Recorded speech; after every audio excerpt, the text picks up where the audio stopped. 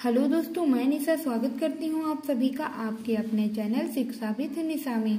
तो कैसे हैं आप सभी? उम्मीद करेंगे कि आप सब बहुत अच्छे होंगे।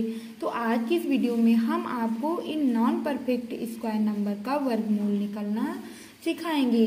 तो यदि आपको जानना है इन बिना पूर्ण वर्ग संख्याओं का वर्गमूल हम कैसे ज्ञात करेंगे, तो आप हमारी वीडियो को पूरा अंत तक देखें। यदि चैनल पर नए हैं तो चैनल को सब्सक्राइब कर लें ताकि हम जो भी वीडियो अपलोड करें वह आप तक तुरंत पहुंचे।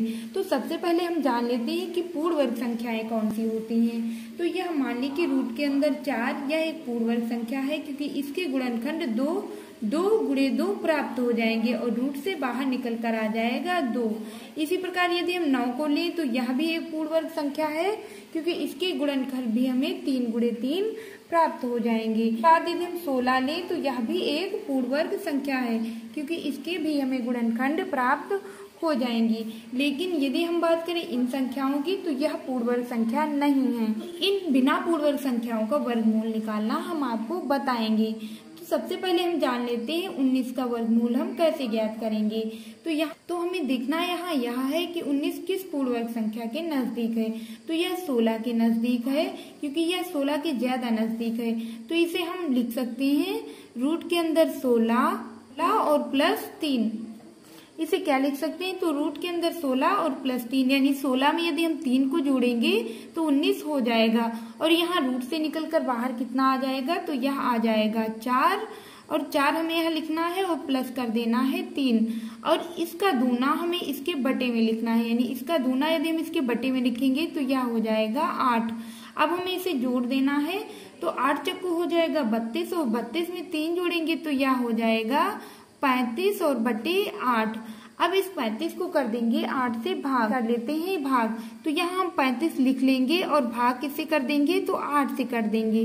तो 8 चक्कू होगा 32, तो यहाँ 32 लिख देंगे और घटाएंगे तो यहाँ बचेगा 3। पॉइंट लगाएंगे, यहाँ 0 बढ़ाएंगे, 8 तिया हो जाएगा 24, तो यहाँ 24 लिखेंगे और घटाएंगे तो यहाँ बचेगा 6। 0 बढ़ाएंगे तो 8 सते हो जाएगा 56, तो यहाँ 7 लिख लेंगे। और हमें अब इसके आगे भाग नहीं करना है, क्योंकि पॉइंट के बाद हमें केवल 2 अंक चाहिए और 2 अंक हमें प्राप्त हो चुके हैं। तो इसका आंसर कितना हो जाएगा? तो यह हो जाएगा 4.37, और यही हो जाएगा इस नॉन परफेक्ट स्क्वायर नंबर का परफेक्ट वर्गमूल। यदि आप नहीं समझे तो इस अगले सवाल के माध्यम से हम आपको और बताते हैं। तो यहाँ हम देखेंगे कि 45 किस पूर्ण वर्ग संख्या के नजदीक है। तो यदि हम इसके पहले देखेंगे तो हमें पूर्ण वर्ग संख्या कौन मिलेगी? तो यहाँ मिलेगी 36, और इसके बाद यदि हम देखेंगे तो हमें पूर्ण वर्ग संख्या कौन मिलेगी? तो यह मिलेगी 49। तो यह 49 के ज्यादा नजदीक है, 36 से यह दूर है। तो जिस संख्या के यह नजदीक है हमें उसे लेना है। तो हम यहाँ इसे लिख लेंगे 49 और इसके ऊपर लगा देंगे रूट। अब हम 49 से कितना घटाएं कि हमें 45 प्राप्त हो जाए? तो यदि 49 से हम 4 को घटा देंगे तो हमें 45 प्राप्त हो जाएगा। तो यहाँ माइनस कर लेंगे 4। यहाँ हमने प्लस किया था इस सवाल में, लेकिन यहाँ हम माइनस कर रहे हैं। क्यों?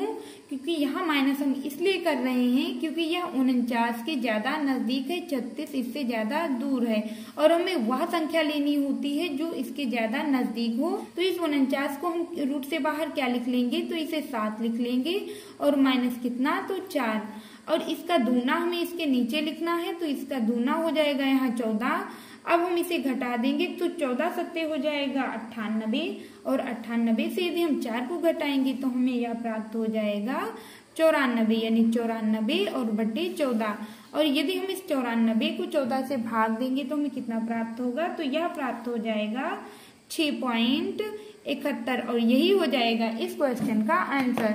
और इन क्वेश्चनों का आंसर देना है आपको कमेंट बॉक्स में। तो इन क्वेश्चनों के आंसर से भर दो कमेंट बॉक्स को। और यदि आप सभी को हमारी यह वीडियो पसंद आए तो प्लीज वीडियो को लाइक और चैनल को सब्सक्राइब जरूर करें।